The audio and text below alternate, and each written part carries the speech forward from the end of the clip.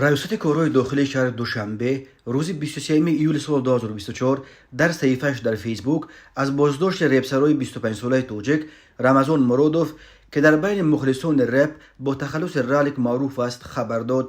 بازداشت رالیک در پی نشر ویدیو پر سر و صدایی که در کانال او در اینستاگرام صورت گرفت. رالیک در این ویدیو با لحن تند چندی از منصبداران بلندپایه تاجیکستان از جمله رئیس کمیته دولتی امنیت ملی سیمومین یتیموف، وزیر کارهای داخلی رمضان رحیمزاده و معاون اول او عبدالرحمن علمشاهزاده را تحقیر کرده. همچنین به رئیس اوریون بانک حسن اسدالله‌زاده و داماد پرزیدنت شمس‌الله صایبوف تهدید میکند که حق حلال مرا برگردانید، فلشکی که در دستم دارم میدهم، اگر نه نشر میکنم او شر ندود است که در این فلشک چی مواد دارد. سبب با چنین لعن تند برابران بلندپایه مقامات حفظ حقوق در افتادن رالیک نیز معلوم نیست، ولی او یک ماه پیش در یک ویدیو گفته بود که گپ‌های گفتنی زیاد دارد، ولی در اینستاگرام به رادیوی آزادی مراجعه کردم، کسی جواب نداد. مرکز مطبوعات ملیسیای دوشنبه در خبر رسمی بازداشت این رپسرها به ویدیوهای پر از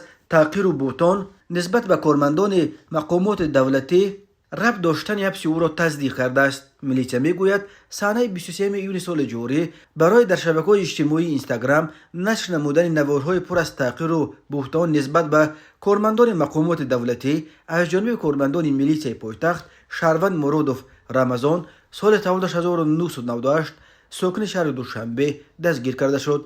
خود رالیک و نزدیکانش برای شرح قضیه دسترس نیستند، ولی ملیسای دوشنبه نوشته است ضمن سنجش معین گردید که نامبرده از سبب استعمال واسطه‌های نشه‌دار در حالت نهایت سخت مدوشی قرار داشته نوارهای مذکور را نیز در حالت مدوشی ثبت و نشر کرده است. ملیسا در ابتدایش تاکید کرده است که رالیک همچون نشأمند در قید مؤسسه دولتی مرکز جمهوری کلینیکی بیماری‌های نرکولوژی قرار دارد.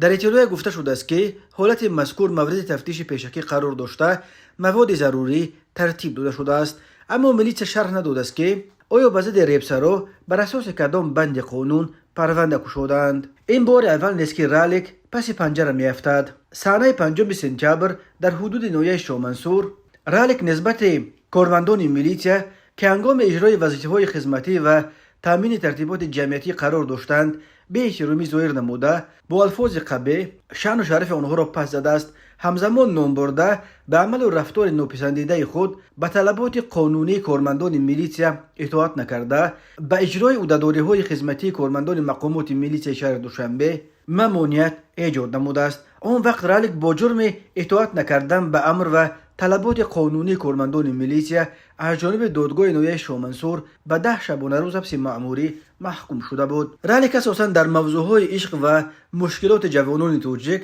در سبک رپ ترانه می سرود. کانال او در یوتیوب رالیک آفیسیال که بیش از 400,000 ابونشی دارد و برخی ترانه‌هاش از جمله دانه دانه و کبوتر چندین میلیون تماشابین جمع کردند. اما سال 2023 مالک شرکت صلاح جامع چند رپسرهای معروف تاجیک از جمله شان امسی و رالیک را به حج فرستاد و آنها از جمله رالیک بعد زیارت مکان مقدس از ادامه خواندن رپ دست کشیدند.